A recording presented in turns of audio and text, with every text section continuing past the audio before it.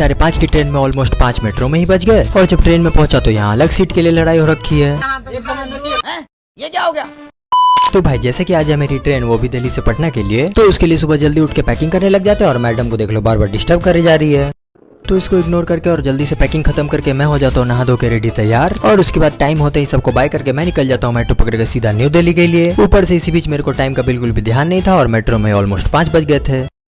तो फिर भगते भगाते जल्दी से पहुंचते न्यू दिल्ली रेलवे स्टेशन और फिर वहां से सीधा पहुंचते अपने ट्रेन के पास, जो कि अपने निर्धारित समय पे आ चुकी थी। और इधर अभी ट्रेन में बैठा ही था कि सामान को रखने के लिए ट्रेन में हो जाती है लड़ाई।